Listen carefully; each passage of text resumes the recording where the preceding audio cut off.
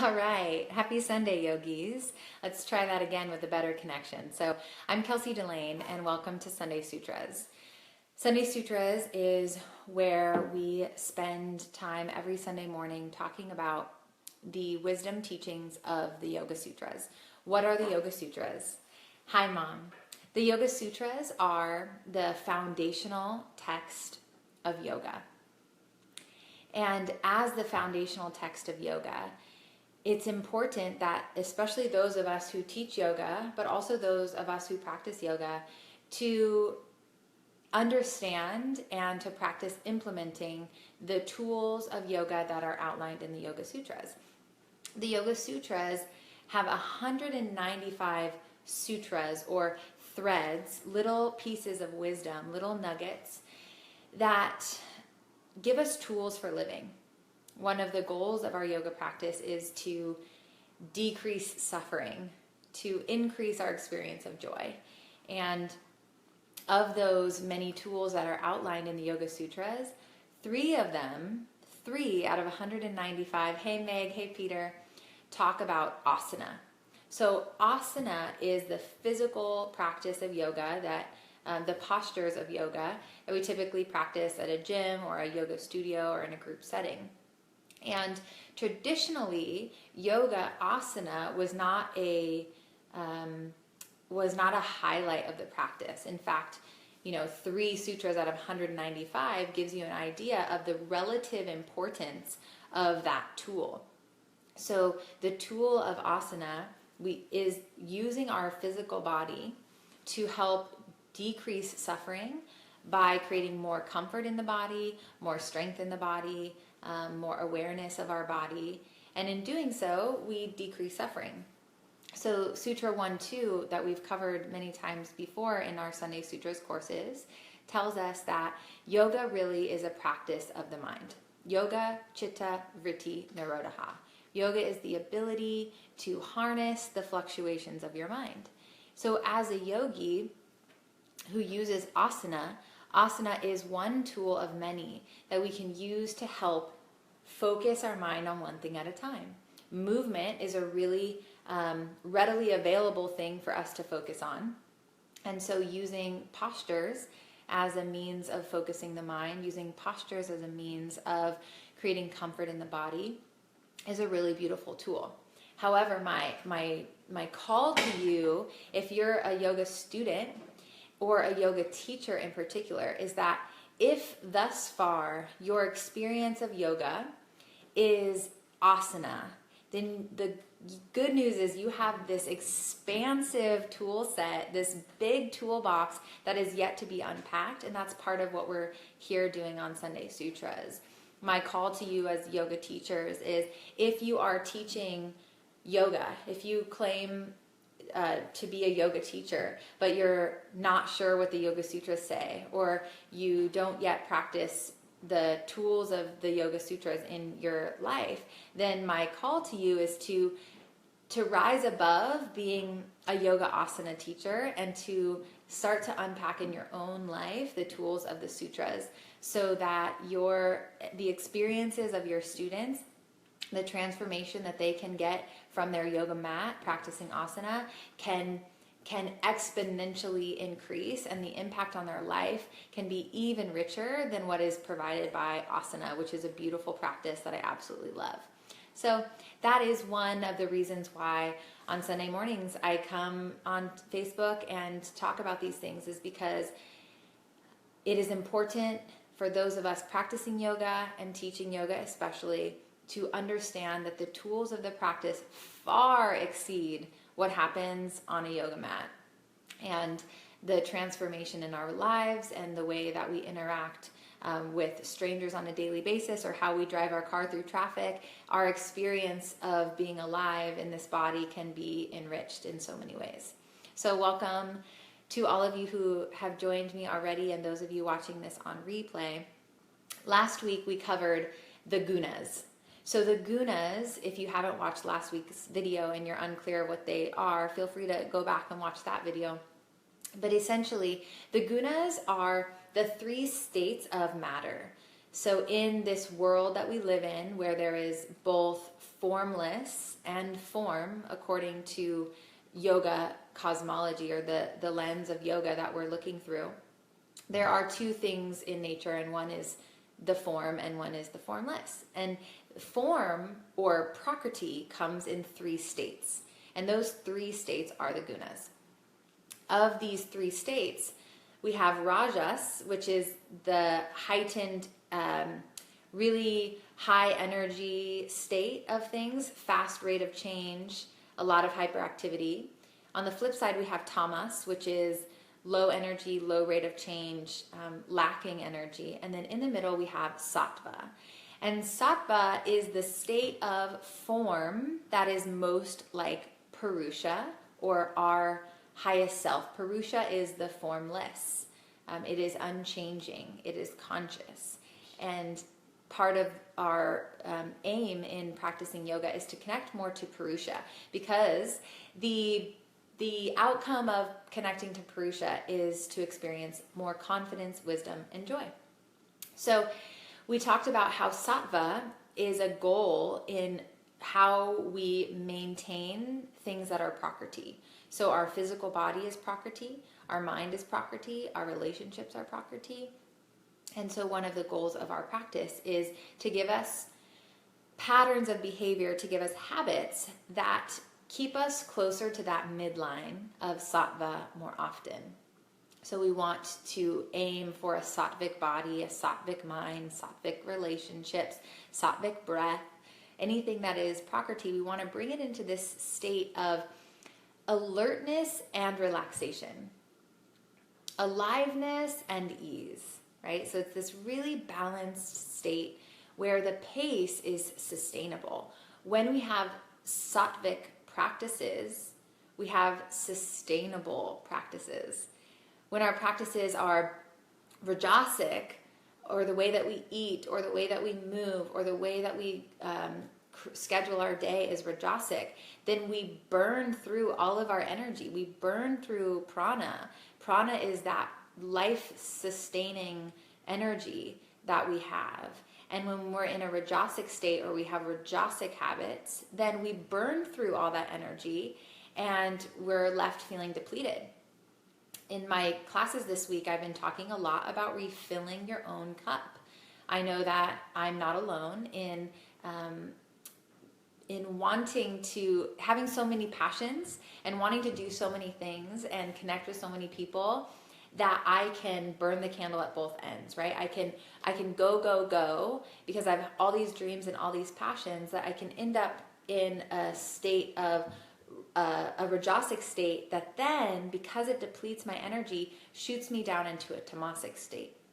So I can vacillate between really high productivity, really fast moving energy, lots of ideas, lots of ambition, and then I can crash and burn in a tamasic state, because the pace with which I was moving through those ideas or pursuing goals was not sattvic, and so it's not sustainable.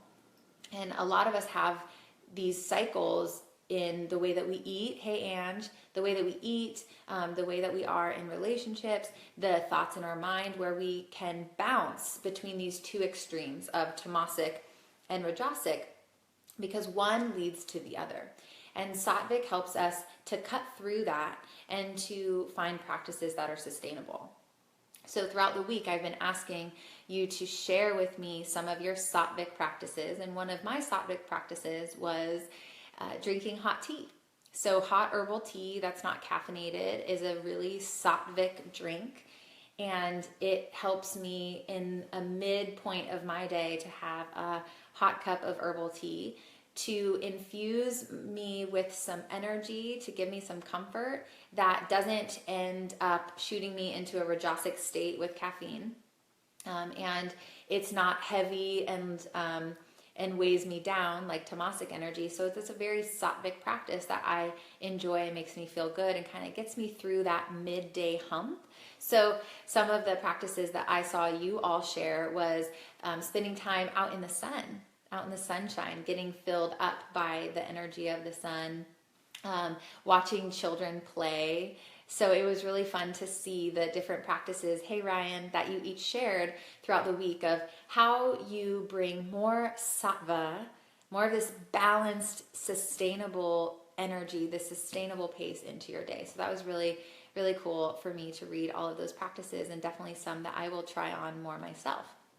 So what happens when we have rajasic habits or tamasic habits, right? What happens if you identify with that rajasic tamasic cycle in a particular category of your life? It could be, for instance, like you wake up in the morning really lethargic, and so the first thing you do is you drink coffee, and then you start to crash again a few hours later. So you have another cup of coffee, or you have an energy drink at 2 o'clock in the afternoon, or something to kind of give you a burst of energy through the day.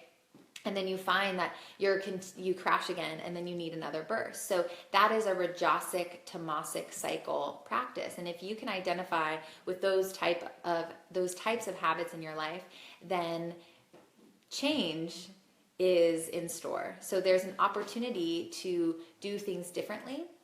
And that's the beauty of our yoga practice, is as soon as we identify that we're suffering, we have the choice to choose something different. We have the opportunity to choose something different. So if you recognize that in your life, this rajasic tamasic cycle, I just want you to quickly comment, hey Britt, I want you to just say yes. If you identify with having a pattern of going from lots of energy to crashing, or rajasic to tamasic cycle, if that resonates with you, if you can identify with that, I just want you to type yes. Because it shows up in different ways. So for you, it might be that you find that you jump from a rajasic mind, a mind that's moving at 100 miles an hour, to being super lethargic and feeling like almost like lacking energy. All right, Peter, thank you. So if you can, hey Maria, if you can identify with that cycle of lots of energy to feeling depleted, then I just want you to write yes in the comments. Awesome, guys, thanks. So I can identify with this, and one of my go-to practices or habits that have kept me in this cycle is sugar. Sugar is something that really clearly depicts this cycle, right? Because you eat sugar and you feel energized, you feel active, you feel alive, right? It gives you that little buzz of energy. And then what happens after that sugar is digested, right? You feel a crash. You feel that low. So that is a really easily relatable picture of the rajasic tamasic cycle. And so I have established, hey Britt, okay, let's get some change happening here. So I identified that sugar keeps me in a rajasic tamasic cycle. And so I decided to highlight certain times of day that I had a practice that was infusing a lot of sugar, a lot of rajas into my life, and then leading to a tamasic crash. So the first thing I would do in the morning is drink my coffee, which caffeine is rajasic, right? And I would drink my coffee with like Coffee Mate creamer. So basically I was taking like something rajasic like caffeine, and I was making it even more rajasic by adding a ton of sugar. I know I'm not alone in this. Hey Hannah, if you're listening, hey girl, I see you. I know you love your Coffee Mate. So that's a very rajasic way to start the day. And the first step, if you watched last week's video, or you go back and watch last week's video, we talked, or the week before last week. Yeah, we talked about abhyasa and vairagya, which are the combination pieces to creating a new habit. So abhyasa is the new practice, and then vairagya is letting go of the old practice. So this is done in a step-by-step process, because in order for me to let go of my Coffee Mate, I needed to have something in its place. And I needed that thing in its place to be something that was sustainable, something that I would actually commit to and stick to. So the way that this looked for me in transitioning, in creating change around the way that I consume sugar, was to be patient with myself, to acknowledge that a step-by-step process, a vinyasa krama is what it's called in Sanskrit. Vinyasa krama means to do things one step at a time. So you move in the direction. If my goal is to not have sugar in my coffee, but where I'm at right now is tons of sugar in my coffee, then it's not the most kind approach to expect myself to go from 100 to 0 overnight. So the gentle approach, the sustainable approach to creating change, establishing a new habit, is to first replace that habit that you want to let go of with something that is similar, but also more in the direction of your goal. So what that meant for me was I transitioned from Coffee Mate creamer to like coconut milk creamer. And the nature of creating change is that it's not incredibly comfortable. And the word that identifies, or the word for a new practice, is tapas. Tapas is a new way of doing things. So for me, it was a tapas, hey Sime, it was a tapas to have coconut creamer in my coffee rather than Coffee Mate. So when you are using tapas, it requires discipline and there's a little bit of friction. It's a little bit uncomfortable. So that's the first stage of creating change. So I decided to establish this new practice by replacing Coffee Mate with coconut creamer. And at first, there's some discomfort. It required discipline. It required me saying no to the Coffee Mate and yes to the coconut creamer. It meant making sure that I had the coconut creamer so that if the Coffee Mate was available and the coconut creamer wasn't, I knew exactly what I was going to pick. So that was the first step. And the tapas, the practice of tapas, is not natural. So if you know that something is tapas when it requires some discipline and it's a little bit uncomfortable. So I knew that this was a practice of tapas.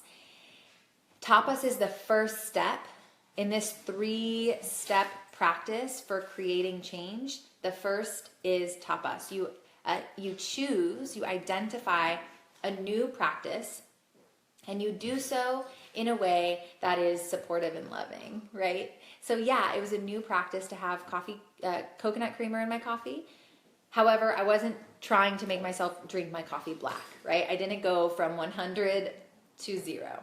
So that was the first step. And then the second step of this 3-step process of creating change, which is called Kriya Yoga. This is in the 2nd chapter of the Yoga Sutras. It talks about Kriya Yoga, which is a 3-step process to taking action, to creating change. So in this 3-step process, that tapas choice is your first step. The second is svadhyaya. Svadhyaya is the practice of reflecting and studying yourself. So as I make this practice, as I choose this practice of tapas, this coconut creamer in my coffee, I get to watch how that impacts me. I get to study myself and reflect on, is this practice sustainable? Is this practice aligned with me? And something that it can be really helpful in identifying, okay, is this a sustainable practice? Is this practice harmonious with my life? Because we talked about that in some of the past episodes, is what one of the characteristics of a good practice is that it's harmonious in your life. So I get to use svadhyaya, self-reflection, to evaluate the quality of this tapas, whether or not it is harmonious. And then at that point, I can decide to stick with the tapas, stick with that practice that I've chosen, or I can refine it. So these 2 steps, tapas, svadhyaya, tapas, svadhyaya, new practice, reflect, new practice, reflect. You can bounce between these 2 steps until you find the right practice. So for me, that practice was, it was a winner. It worked for me. It was harmonious. It was just as easy to pour coconut creamer into my coffee as it was to pour Coffee Mate. Was it less sweet? Yeah. Was it less exciting? Yeah. However, when you stick with the tapas becomes less and less uncomfortable. It becomes more habitual, and it can become a samskara. So a samskara is a habit or a skill. So this is something that's been practiced, right? So originally this tapas of coconut creamer was a new practice, and eventually over time it becomes a habit. It becomes something that I am good at. It becomes something that I can do easily. It is something that comes naturally. So that was where I stood for a while, and eventually I got to a place where I changed from the coconut creamer to coconut oil, butter, and protein. So now I have my bulletproof coffee. So I feel really, really good about that. But I didn't expect myself to go from no sugar or from tons of sugar to no sugar right away. And I even allowed my palate to adapt to where my coffee now tastes more sweet, even though there's really no sugar in it. So the final step in your 3-step process of Kriya Yoga, of the yoga of creating change, of taking action, is Ishvara Pranidhana. What that means is surrender to the fact that you can't control, right? So we'll talk about the idea of a God consciousness in some of the future episodes of Sunday Sutras. But for now, if you have a God consciousness, if you have a belief system that includes a God, then this act of surrender is Ishvara, is that higher power, or that God, or that source, whatever that is for you. So Ishvara Pranidhana for you would be that you can surrender to God, right? If you have a belief system or the way you see the world is not with a God consciousness, then you are surrendering to whatever your belief system entails. So that could be you're surrendering to life. You're surrendering to the fact that you're not in control. You're surrendering to your higher self. Whatever it is, it can just be that you're surrendering to that, or you're just surrendering.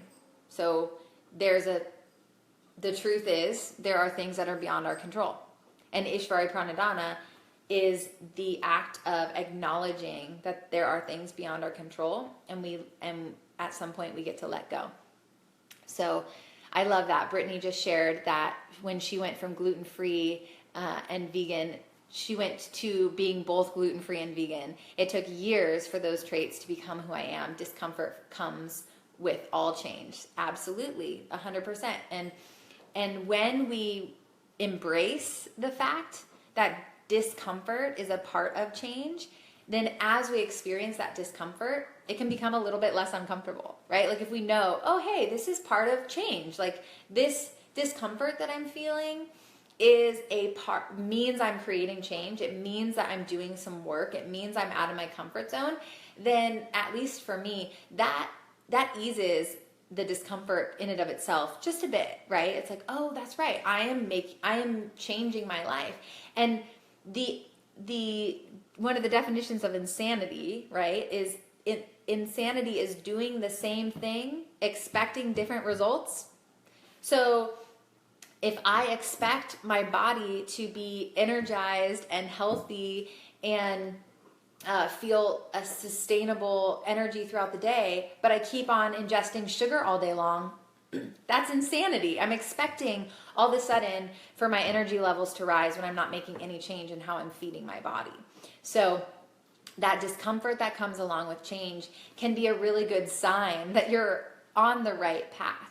However, we want to make sure that the amount of discomfort is tolerable. If we create a practice for ourselves that goes from 0 to 100, right? Like I'm just going to abstain totally from all sugar starting now without any gradual movement in that direction, that can be setting myself up for failure, because if it's overwhelming, if it's not harmonious in my life, then the odds are that I'm gonna give up, and I'm gonna feel like it's not worth it, like it's not creating, like it's not sustainable, and then I can give up. And I think that's a lot of times the approach that we take is we have the goal to be at point B, right? We're at point A and we really, really want to be at point B. And we think the only way to get there is a straight line. That's not the reality. Yes, there is a way to get there that is a straight line, but most of us are going to get there like a staircase. We're going to get there step by step. So if you can, as you're implementing a new practice, embrace that discomfort, even as part of Ishvara Pranidhana. So surrendering the result. If I decide that I want my new practice to be increasing my social connections and spending more time with people. And so my new practice is I'm going to invite my friends over for dinner once a week.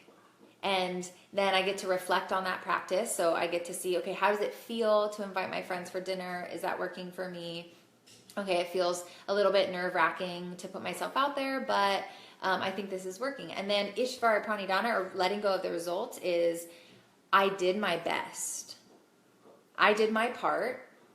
I put myself out there. I made the invitation, and then I can't control if people say yes or not, right? So let's see, another example would be like if you're in sales, right? Or you have a job that has a certain numbers goal.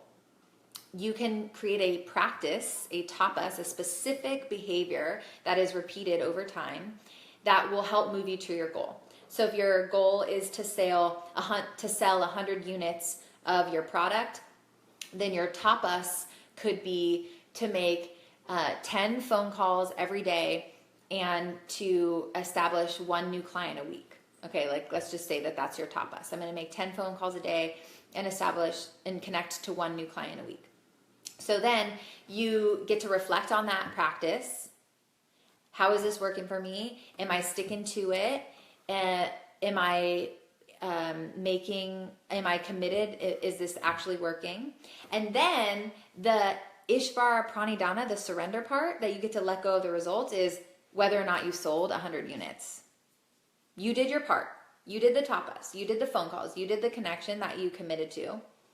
You reflected on it and refined it. Maybe 10 was too many, so you refined it to 5. Or maybe 10 wasn't enough, so you refined it to 20. And you stuck to that tapas, that new behavior. Then the Ishvara Pranidhana is surrendering the result. So you get to let go of the outcome, because we can't control the outcome. We get to control our choices. So that's where our work lies. That's where our attention can be, is what behavior can I commit to move me closer to my goal? And then I can let go of the outcome. I can let go of how fast my results happen. If your goal is to lose weight, then losing weight is not your tapas. That's not how it works. If your goal is to lose weight, that's your goal over here. You're not in control of that. What you're in control of is what you put in your body, how much you move, how well you're sleeping, the quality of your relationships, how you talk to yourself in your mind. Those behaviors are where your tapas can be. So your tapas can be, I'm going to eat 5 meals a day, right? Without snacks in between, or whatever practice you're trying to implement to get you closer to that goal. You do that. You set up that practice, that tapas, based on what's going to be the most harmonious in your life. You reflect on that process that you chose and evaluate it and let it evolve if it needs some refinement. If you realize if it's not harmonious, maybe eating 5 meals a day wasn't working, and so you change it up and you decide, okay, I'm gonna have 3 meals and I'm gonna have a snack between lunch and dinner or whatever. And then you get to surrender to the result, to the outcome. It's beyond your control. You can't control how things turn out. You can control your behavior, your thoughts, how you eat, the pace of your day, right? So that is how these 3 steps work together. Tapas is your choice of behavior, your ritual, your practice, your habit, or the practice that you want to turn into a habit. Then you reflect on it and you refine it if necessary. And you can go between these 2 practices over and over until you find the practice that is most sustainable, that's most harmonious.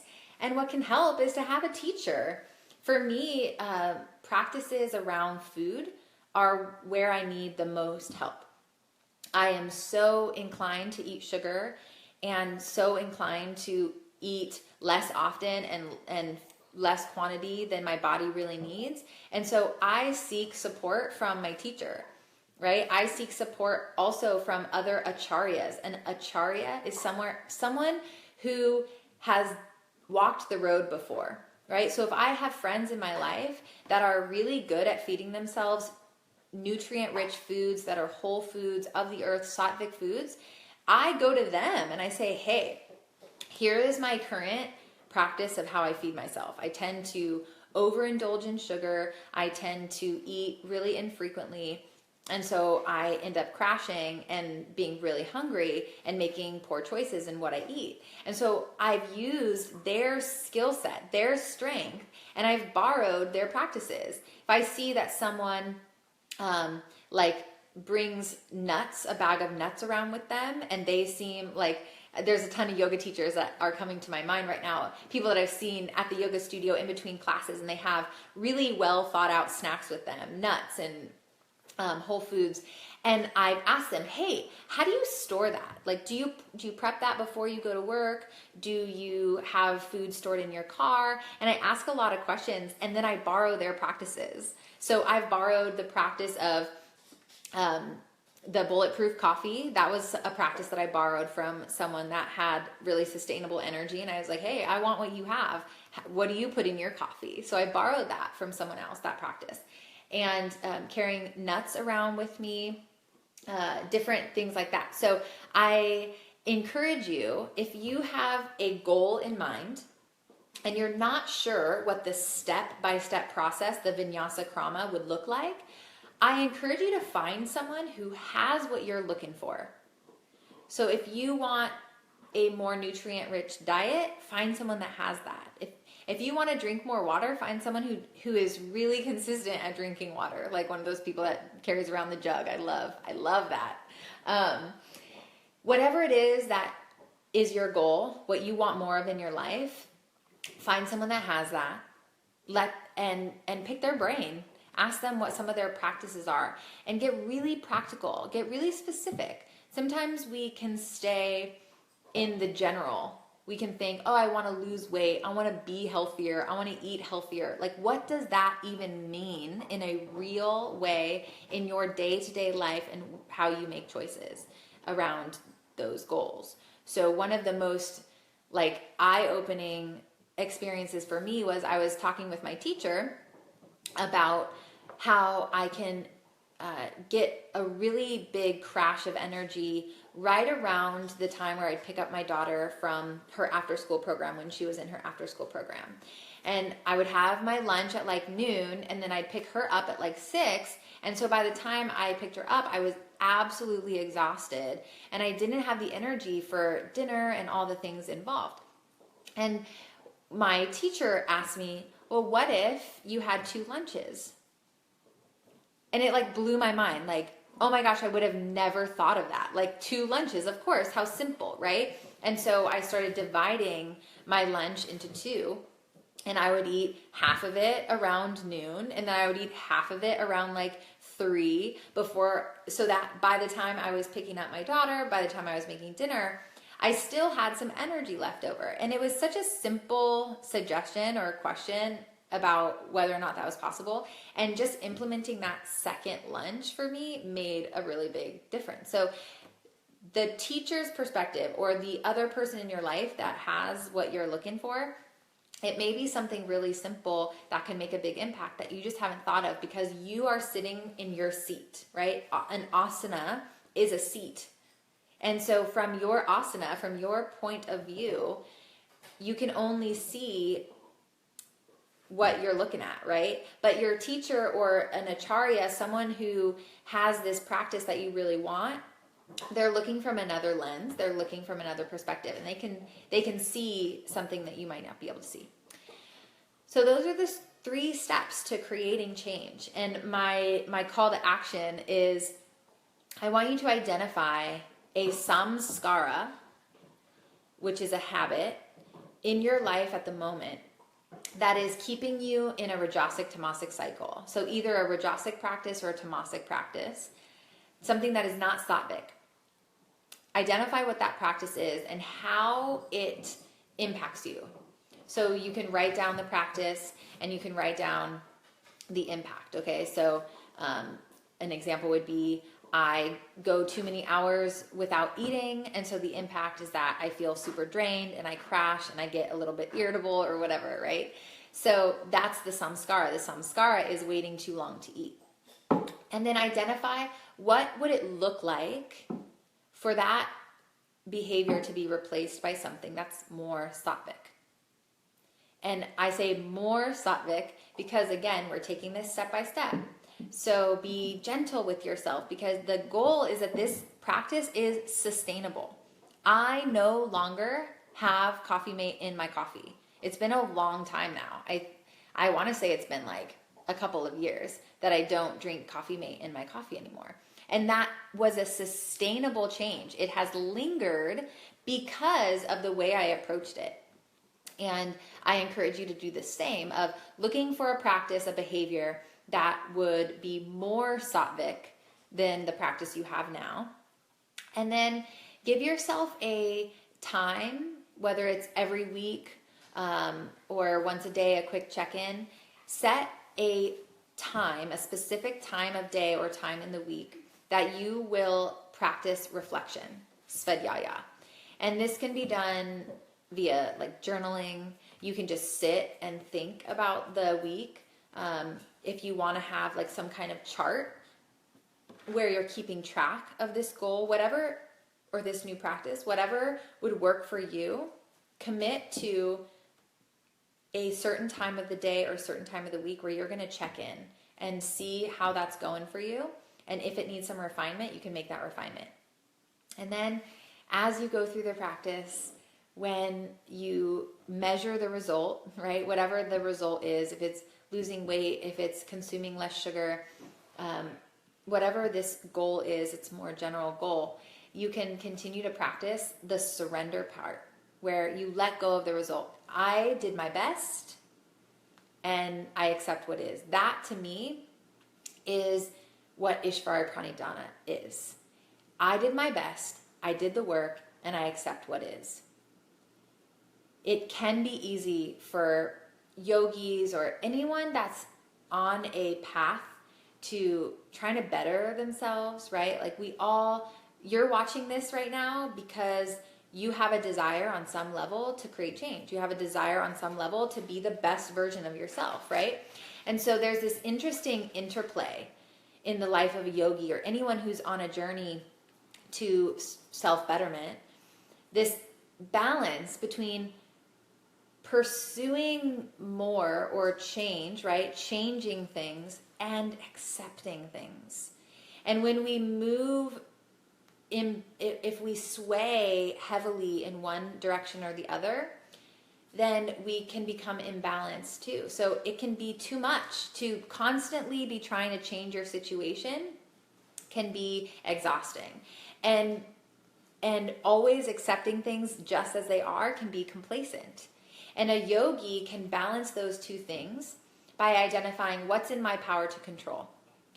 What's in my power to control is the choices I make on a daily basis, what I put in my mouth, what words I say, the thoughts I think, right? Those, or the thoughts I choose to focus on, right? So those are the things I can control. But what I can't control is anyone else's response, other people's opinions of me, whether or not things turn out the way I wanted them to. I can't control my own biochemistry a lot of the time. Sometimes I can't control the thoughts that pop into my mind, but I can control if I choose to focus on them. I can control how long I choose to focus on them. And so this interplay between changing, making moves, and taking action on things that we can control, and accepting and surrendering to the result of our choices is a really delicate and really, really powerful, really, really powerful place to be. So again, as always, I absolutely love sharing this stuff with you all. So please, please, please give me your feedback, right? Send me questions. You can either private message me or you can comment on our Facebook page. If you have questions, please let me know. And I share this because I need this. There's a lot of practices in my life that are not Sattvic, and the more I talk about it, the more I share about it, the more light is shined on my own choices and the balance in my own heart and mind between what I'm willing to take action on and what I'm willing to accept, and how those two states of mind work together to support me in creating more sustainable joy, because that's what yoga is. So please, please, please, yogis, reach out, ask questions, let me know what you want to hear more of, and keep in mind that next Sunday is Mother's Day. Happy Mother's Day to all the mamas.